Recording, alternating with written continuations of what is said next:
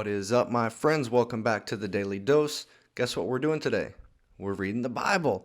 How'd you know? How'd you know? We're at day number 340, my friends. 340. We're in the book of Hebrews. We're trying to make it through the end of the book of Hebrews so we can keep it on moving to another book.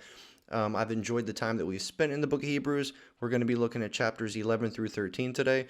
We also have Psalm number 30 as our side item of devotional reading. Okay, so let's take a look at some of the stuff that we are going to be looking at today. This is quite a long section. It's 3 chapters instead of the usual 2 that we normally read. And the first chapter in today's reading is pretty long. So we'll just glance at a few things. So this chapter, 11, starts off talking about faith and faith in action, right?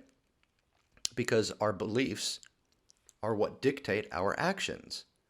Right? Our faith, our belief, what we believe about things determines how we act towards things or about things or around things, right?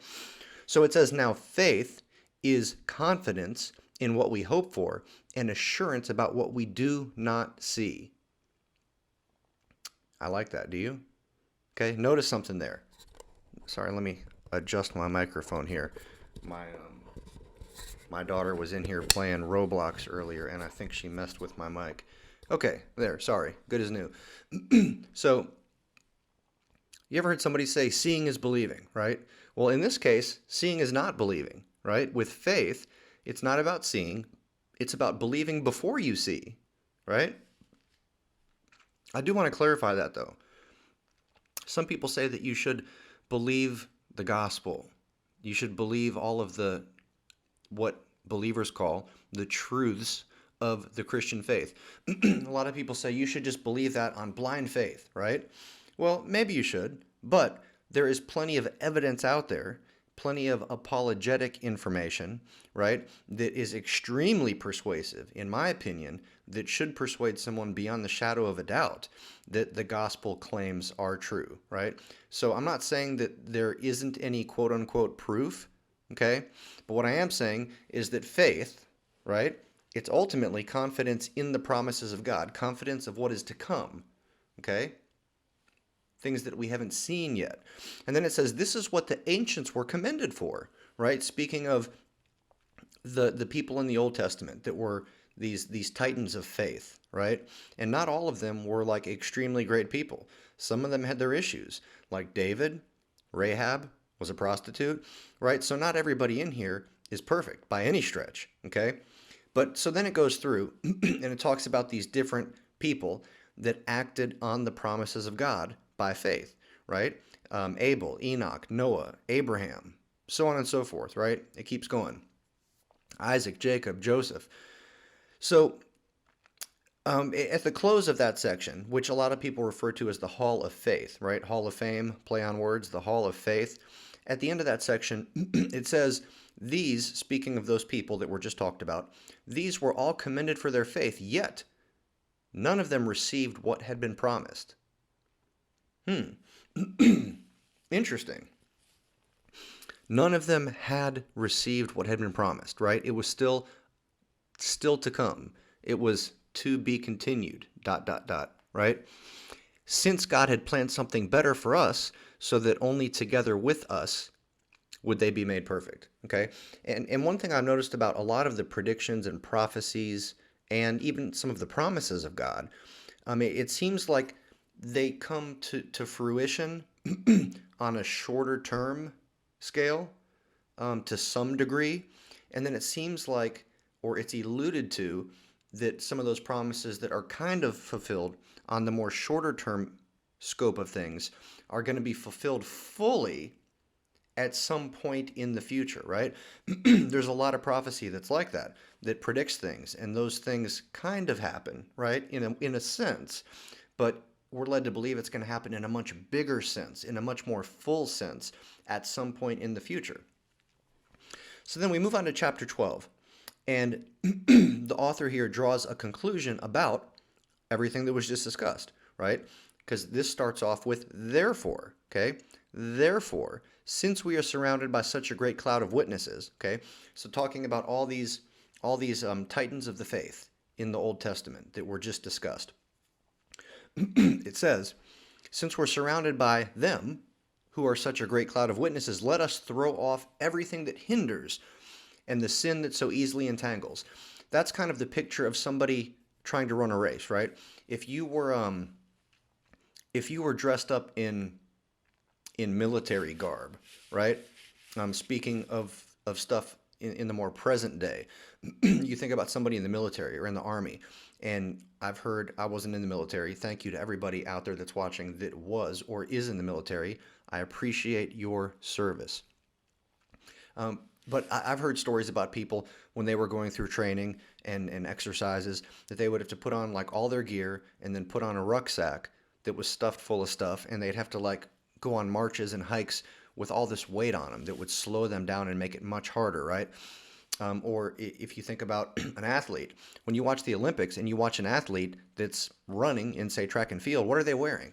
They're wearing a little thin tank top, these little thin shorts, and a pair of small light shoes, right? They're not wearing anything heavy that could weigh them down or slow them down. So that's kind of the picture I get here, right? When it says throw off everything that hinders, I think of somebody in the military, right? And they're lining up to run a race, and they've got on all their gear, their rucksack, a bulletproof vest, and all that, and they're not going to battle, they're just going to run a race, right? Well, they'd be a lot faster if they took all that stuff off, right? Probably wasn't the best example, but you see what I'm saying, right? We know what hinders our walk with God, right? All of us have our own things that tempt us in a certain way. For some people, it's alcohol.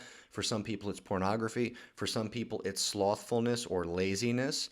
For some people, it's a sharp tongue that snaps at people, right? All of us, I think, have our own little besetting sins that we struggle with more than other ones, okay?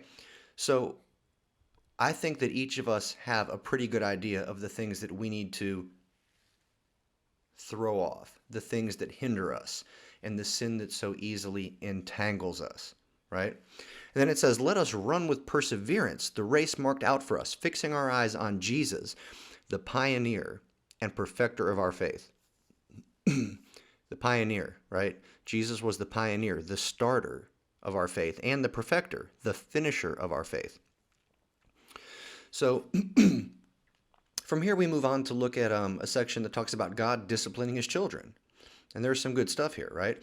It says, endure hardship as discipline. God is treating you as his children. For what children are not disciplined by their fathers? If you are not disciplined, and everyone undergoes discipline, then you are not legitimate, not true sons and daughters at all. So here, the author of Hebrews is saying, look, if you're not experiencing some sort of discipline from God from time to time, there's a chance that you may not belong to him. You may not be a son and daughter. You may not be a believer, right? That's what he's saying here. Then it goes on and it says, no discipline seems pleasant at the time, but painful, right? Later on, however, it produces a harvest of righteousness and peace for those who have been trained by it. Man, think about with children, right? Any of you that are parents, like when you discipline your children, this is my personal opinion. When it comes to a matter that's of relative importance, right? And your child is disobedient, right? Or the disobedience continues in a repetitive manner. I am a firm believer in speak softly and carry a big stick, right? Don't yell and scream, and I fail at that sometimes, but don't yell and don't scream. Just make the punishment severe, right?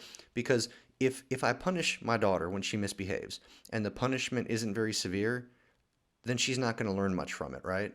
Can you relate, right? Like if you do a crime and the punishment is you've got to pay a $50 fine, are you going to go back and do that crime again? Quite possibly, right? Now, if you do a crime and the fine is $5,000, you're going to be a little bit more likely to avoid doing that in the future, right? That's kind of my point here. There is a fine line between making sure discipline is harsh enough, but not crossing a line and making it overly harsh, right? But then, it's not pleasant at the time. It's painful, right? We can all relate to that, I'm sure. But even though it's painful right then and there, it produces a positive benefit later. Okay? That is so true as I see it. So then we're only going to comment on just another thing real quick here. But there's a section about warning and encouragement, right? And so here the author of Hebrews gives us a few warnings. And in chapter 16, in verse 16 of this chapter 12 I'm in now, it says, "See that no one is sexually immoral or is godless like Esau, who, for a single meal, sold his inheritance rights as the oldest son." I've thought about what that represented, right? Back from the Old Testament, where Esau sold his meal, um, so that he could get a meal. He sold his inheritance to his brother. Okay. Now,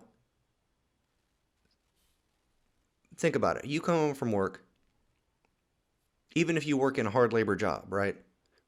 You come home from work, even if you're super hungry, and your brother is cooking something on the stove, right?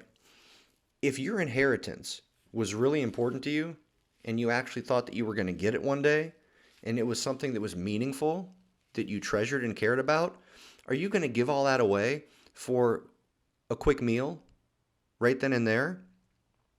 I can't see how you would, right? I can't see how you would.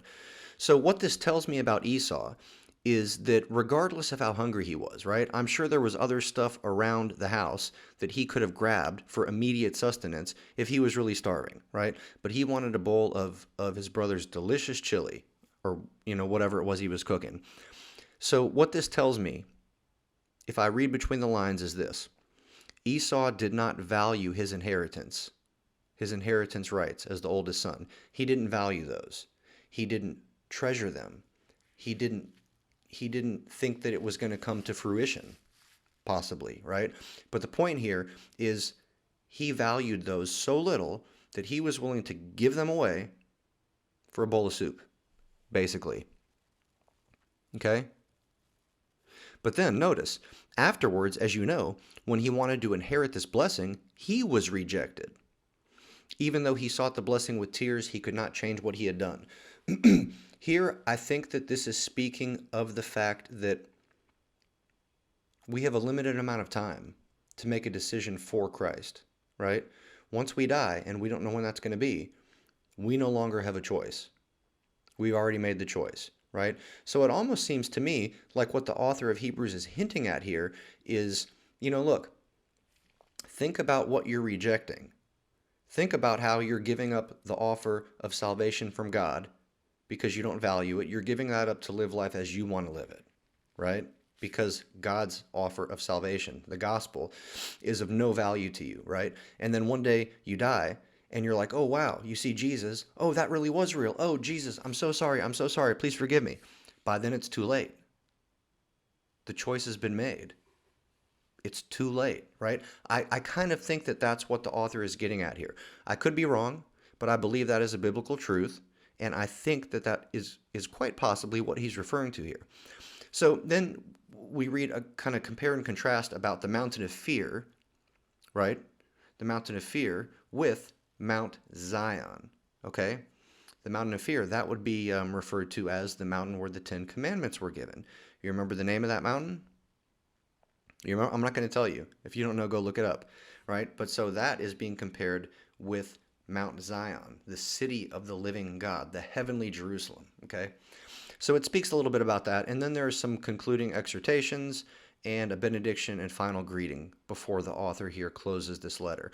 So that about does it. And that's about all we got time for. So, hey, thanks for being here. Thanks for your time. And I appreciate you. Till we meet again. Hey, deuces.